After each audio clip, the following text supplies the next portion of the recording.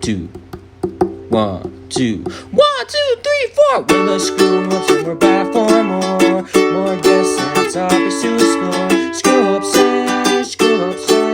Welcome back to the S.U.S. podcast.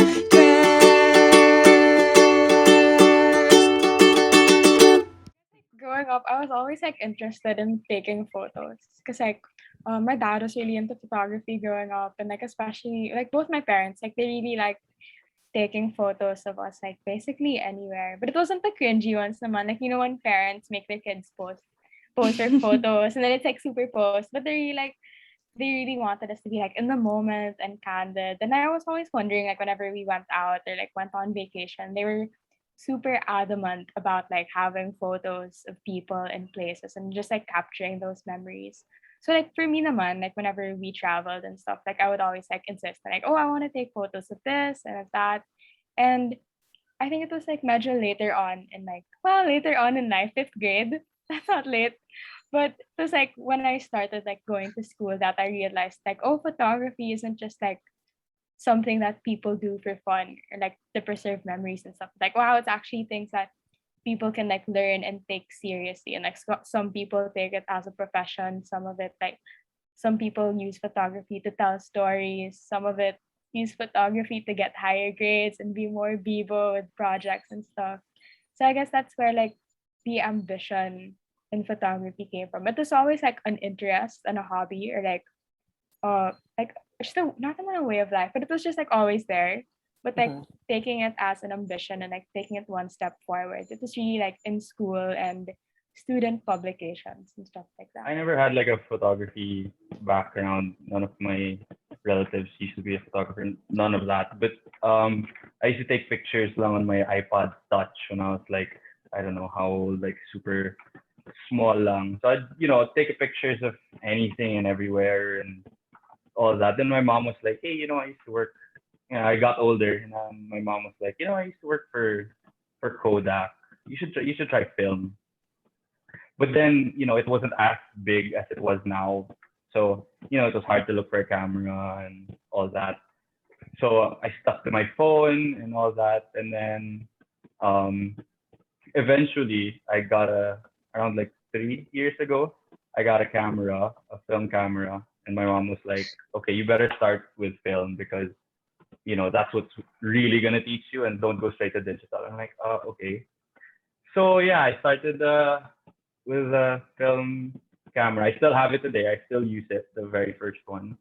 And I just fell in, as cheesy as that sounds, I fell in love with the whole process of film photography and all that and holding it. And even though nothing came out in that first ever roll, I still liked it. And yeah, that's how I started. I guess like to like have a little cuento. When I was like not in training, but like when they would teach us photography and stuff in school, it was always the same thing. Like, oh, you take a photo of this rock or like this flower in the middle of a field.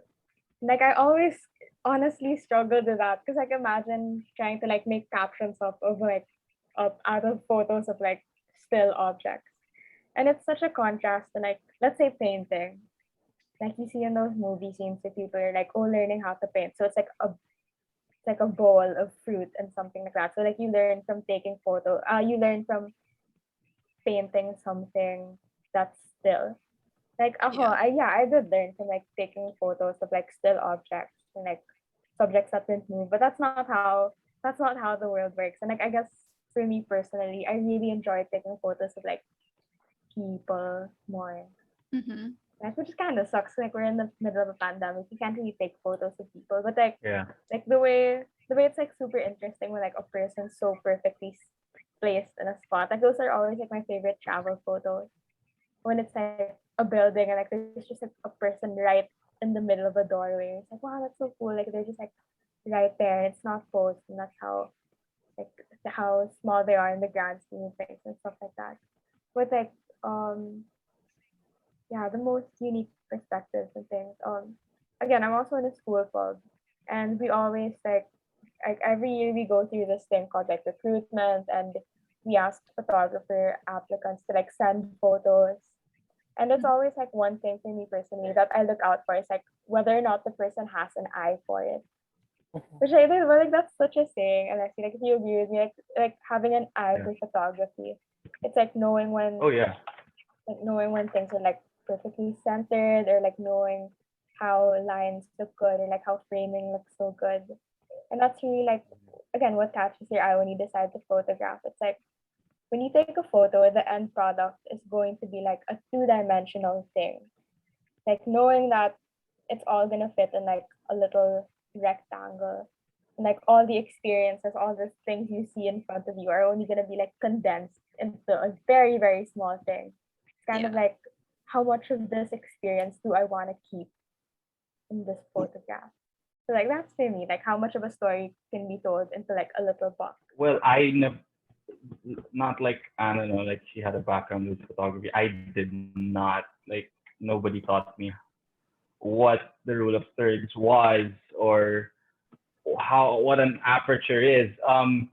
So when I first got my film camera, backstory. When I first got my film camera, I had to uh, well self study um, what it was, how to work. First of all, like how to work my camera, and then what lane I wanted to take in photography because there's so many. There's portraiture, there's still life. So yeah, so I had to research on that and really study on it just so I can like cause no one no there's no one there's nobody there to teach me. Yeah. So internet, YouTube, and anything that could help me throughout, and I still do it. I still learn from it and all.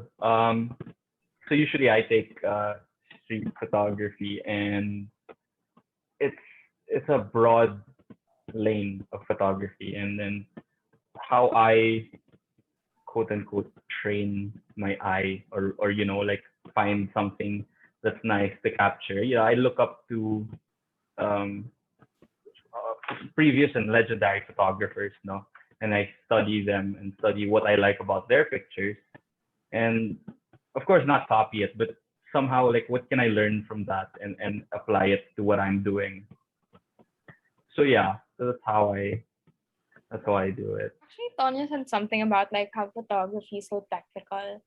But one of the things like I really enjoyed when I listened to like other photographers and their seminars and stuff like that is like one of their biggest pieces of advice is like, oh, just take photos using your phone. Like aside from the fact that like technology is so advanced nowadays, like phones have really freaking good cameras. Like I remember back in 2012, 2010 when like Nokia came out with a 40 megapixel phone camera, and we were all just like, whoa, that's intense. And like how much Yeah. more these days, and like photography is so accessible to everyone. I Yeah. guess I wanna flip the script and ask you guys, like our hosts, because like I feel like we've been talking about Oh, photography as something like a higher sense that you have to master. But like we all have it on our, you're not all, maybe like if someone's phone has a broken camera, but like yeah, photography it's so itself accessible. is so, yeah. It's like what's the photo like what's the most memorable photo you've taken? Ooh, Ooh. that's Um, hard. I have like Or like the one prettiest one, I don't know. one in I'll look for particular. mine. Wait, it's on my Yeah, phone. me too. Like Hold on.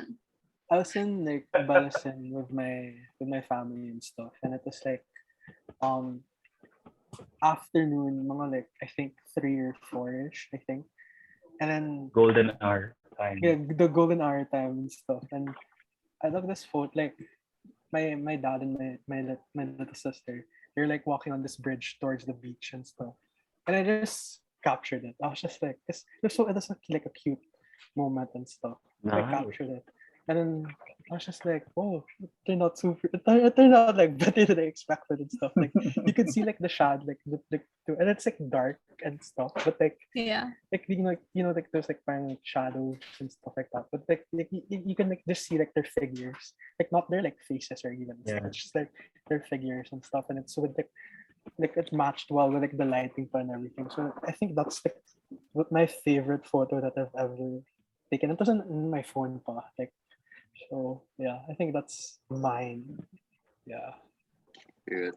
I'll look for it na lang, but yeah.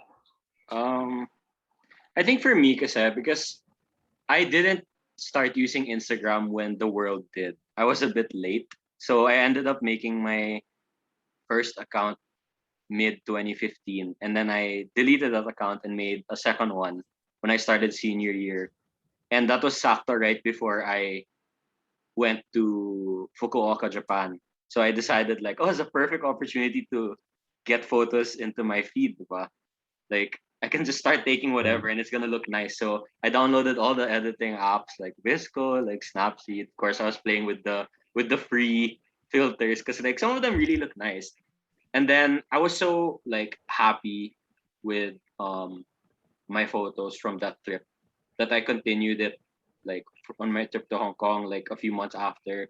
But there's this one photo that I took coming back from this is on our flight back from Fukuoka. Is this one? I stuck my phone outside the window, like the side of the window, and I just I know decided that. to Yeah, like yeah, take a photo of like the turbine, and I don't know what. After I was just like, damn, I love taking pictures. Like this, even if I'm not gonna consider myself like a photographer, even just putting that out for other people to see that like moments like this can be captured if you yeah. notice them. Like Oh yeah. such a liberating moment for amateurs. For me naman, I wasn't really big on photography like back then. I was more on like taking videos, like especially as a kid. I used to even have like a YouTube channel where I unbox like Pokemon cards and stuff. But yeah, I was more into videos before. Don't look up the channel anymore, it's gone. Put it back na. So yeah. But then I remember when I dabbled into photography, like just simple like, point and shoot was when The Amazing Spider-Man came out. Like I was a big fan of the movie. And we all know Peter Parker's like a photographer, diba? And I really liked like Andrew Garfield's interpretation of it. So parang it kind of like I kind of went into this like Peter Parker phase back in high school. Was it like first year ba? Yeah, first year Yeah, 2012, 2012. something like that. Yeah. Yeah. Yeah. And then like a year later, I remember me and my family went to Baguio to one of our relatives' house. Like we stayed for a week, and then yeah, like I had a camera with me. It's actually gone now, so like I can't show anything. But so I was like taking pictures of like the scenery and whatnot. Everything that every place that we visited in Baguio. Because we had to like go around. We're not gonna stay at the house long. And then one time I decided to like stay up and wait for the sunrise. So I actually went out of the house one time and then I waited for the sunrise. I took a picture of it. So I was very proud. I even played around with like the settings and stuff, all the complicated stuff. Because usually I would just point and shoot like straight up. So yeah, and then I took the Yeah. photo. Yeah, but it's definitely something I was proud of. It was a pretty decent photo, something I would post on Instagram. Had I made an Instagram account at that time, but I did not have one. So yeah, apart from that, yeah, like I'm not really too much of a photography guy. Like I don't take pictures often, but when I do, like I really like put my all into it. Like just to have that one nice photo every once in a while. Yeah, pretty cool. Yeah. I guess for me, it would have to come from my trip when I went to Canada. Because I don't know, like film cameras are so accessible there. You just walk in Urban Outfitters or like uh London Drugs. And there's like a film section, which is so crazy. And I'm so interested about film. And I don't know, for me, I love taking pictures of people. And it's so funny because I like when I take the picture, they always look so good. But when it's my turn, it's like, what the hell? True. Yeah. So my favorite picture that I took, like I'm so proud of this picture, is this picture of my cousin. I don't know. It's just Oh wow. Album so- cover. Wow. It's Nice. like J. right? Cole. It's like Yeah. J. Cole. right? Album cover. J. Cole. It's like young, dumb, and broke vibes. Yeah. Yeah, but yeah, that's my favorite picture.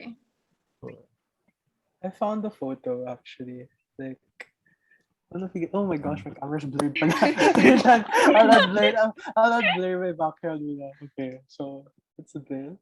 I don't know if you can see it. Oh Oh wow. nice. Ooh. Yeah. With the water reflection. Yeah, the water Water reflection. reflection, the Nice. silhouette. It was perfect talaga and stuff. And I was just like shooting it for fun. And then when I saw it, I was just like, oh Yeah. damn. Oh damn. Yeah. But yeah. If I can took that. add what Sonia said kanina, like how photography is so technical. Like I totally understand that because at first, it's very intimidating. Like you need the best camera to take, really good pictures. But in reality, you don't have to as long as you know what to take and you take what you like. Doesn't matter what camera you have. I started with my phone and that's how I learned also. So yeah, it's not intimidating, guys. Don't worry. Yeah, you guys just proved that today that photography isn't Oh, yeah. intimidating at all. Thank you. We try. You're welcome. We try. You just validated. Okay, so Affirmation, we all need that. yeah, Kahit it's our photos lang. Like photography is such an intimate thing. Hmm. It Because like really is. when you Yeah, take a photo super. on your phone, you cradle the phone in your hands when you take the photo. When you take a photo on a camera, you like really bring it up to your eye. And like it's Yeah. photography itself is such a tangible thing, but it's also so intimate because like it's what your eyes see. And you're sharing that with the Yeah. world. And like it's kind of like from someone who's short. Like you see the world very differently when you're short yeah, I can Yeah. relate compared to to like that. someone taller. And it's kind of like the same principle when it comes to photography because like the way the camera and like the way the viewfinder is like so near to the lens, it's like no one's gonna have a view like yours. Like That's even if you're like shooting an event, let's say, and Yeah. then let's say like there's a portion for the press, right? And like you think na all the photographers are lined up there, and then like oh you think na like the news stations are all gonna have the same shot of this event, like if they're all gonna publish the same shot. But if you look at it, like the different photographers have different lenses. They're Mhm. going for Yeah. different Yeah. angles. Like some of them are really zoomed in, some of them are really zoomed out. And it's not, it sounds like so intimate and so personal, but at the same time, it's so public Yeah. when it leaves. Like once that shutter is pressed, like it becomes like it has the potential to be very public at the same time. Yeah. mhm. Yeah. Yeah. And I'm kind of grateful in that I started with film because a lot of people like with your phone or with a digital, you take a picture and then you look at it, then you take it again and you look Yeah. at it. Yeah. Yeah. Personally, like I like it with the film because you don't see it, so you're at least personally I'm more connected with the scene and Yeah. with who I'm Mhm. shooting because there's more thought when it's filmed because one, it's expensive if you mess it up. So you really gotta be like, oh my god. Yeah. There's a connection. Yeah. But there's a connection with when you don't see it. That's why when I use my digital and when I shoot, I don't look.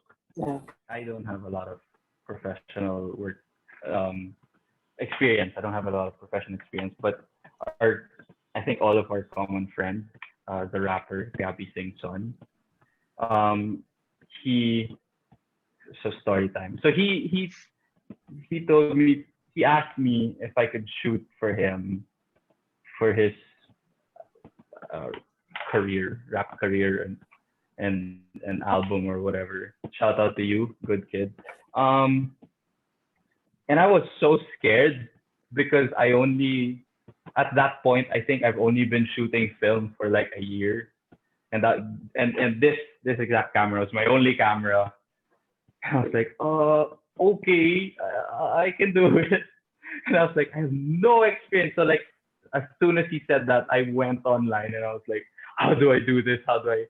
Because I don't know any studio work. I don't come in with like big lights and flashes and all that. I just literally came in with my camera and 2 rolls of film, and it was scary, but because he's a friend of mine, it was comfortable. He knew what you wanted. He was very professional. He knew what you wanted, and we were just brainstorming on ideas of how to shoot.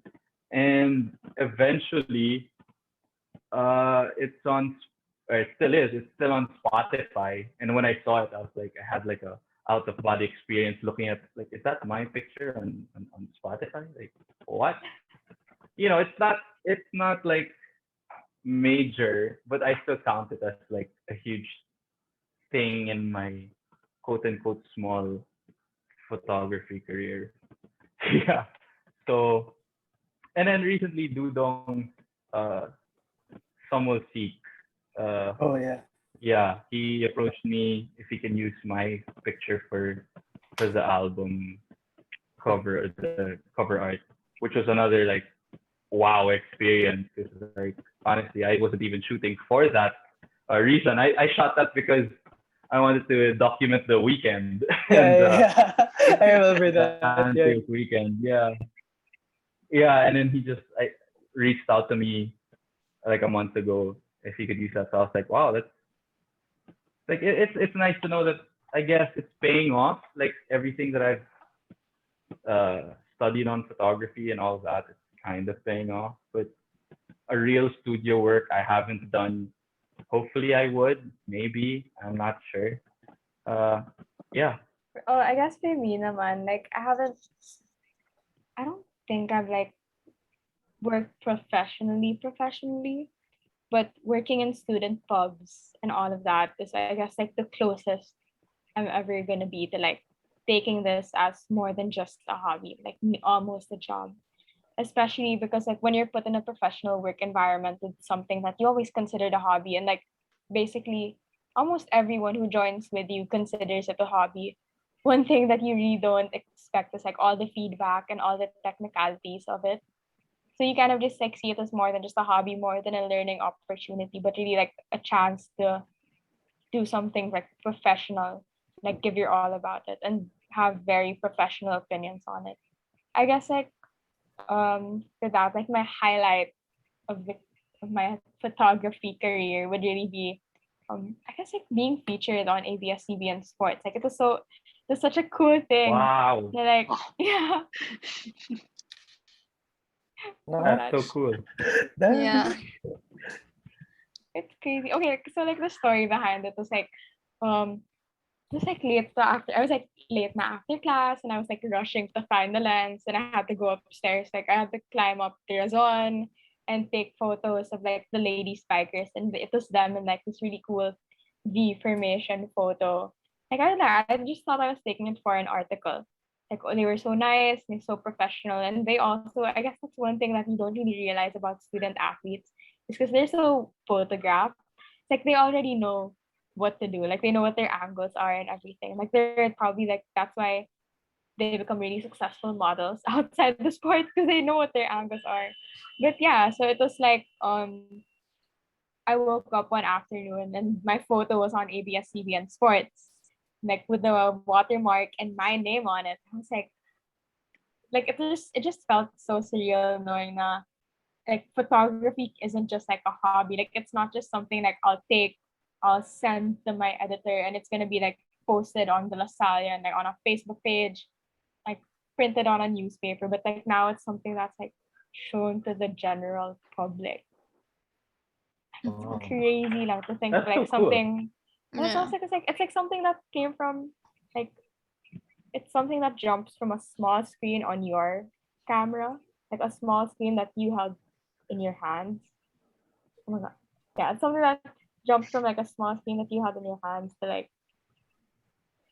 a screen. big screen. Did I freeze? Did I freeze? Did No, I no, freeze? no, Do I say it no. You again? didn't. You didn't. You didn't. No, you didn't. You didn't. You didn't. You're good. Okay, wait, I'll say it again for it's straight. But it's like something that jumps.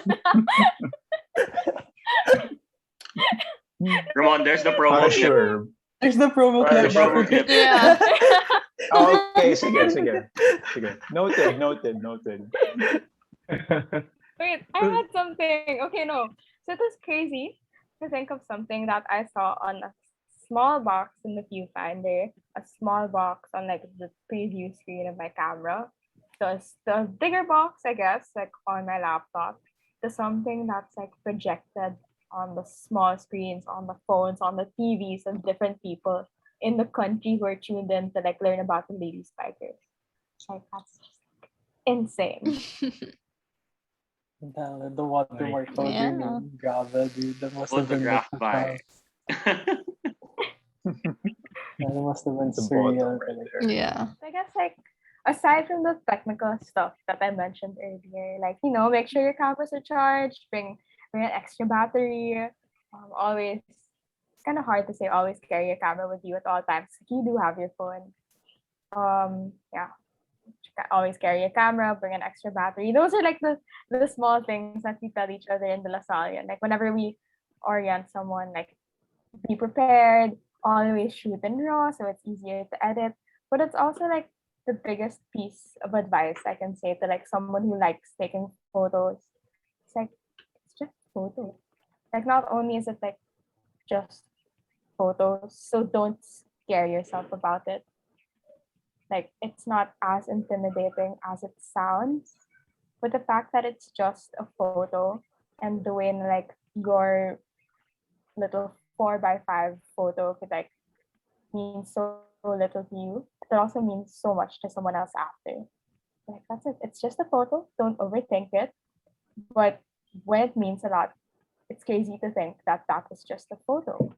Okay, first off is I would suggest to invest in photo books because there's a lot of you can find a lot of inspiration on social media like Instagram and all that. But if you really want to know, I'm not saying on Instagram it's not professional, but like there are other mediums. What? There are there are other ways that you can learn from, and which is photo book. So I have one here. So yeah, so I buy a lot of photo books, and what I do with the photo book is I can show you guys. This is a podcast, I know, but then Where do I'll you get explain it. those? What I do online, there's like some Instagram shops that have also, or mostly online. But yeah, photo books. This is one of my favorite photographers, William Eggleston. And what I do if I like a photo, let's say this one, I would put like post-it notes and like really like what I like about it, just so I don't forget and I can learn from. So yeah, and then I just put like post-it notes, like notes to myself. Yeah, like what I like about it, what I can learn from, and all that. Another is don't fall into gas. Gas, GAS, is gear acquisition syndrome. So that's when like a lot of people are like, I want to take nice photos. I'm gonna buy the best gear possible, and that's just for me. That's just that might hinder your growth as a photographer and your photography style. Again, like what Anna said, also is just a photo, man. Like what matters is you want to tell a story, you want to tell something, and you do it. And yeah, so yeah, be careful of gas because like a lot of people just buy gear, and Mhm. they don't study the art. Um, Another thing is sorry, haba, no? oh, Another yeah, thing No, it's okay. Prepare. Go lang, Masterclass, go lang. Yeah. Kaya mo yan, bro. another another thing is Instagram is a good platform to put out your work, but it's not the only platform. Like Anna is lucky enough to have her De La Salle and ABS-CBN. Of course, let's give it up for Anne. Such a Yeah, so there's a lot of ways to put out your work, and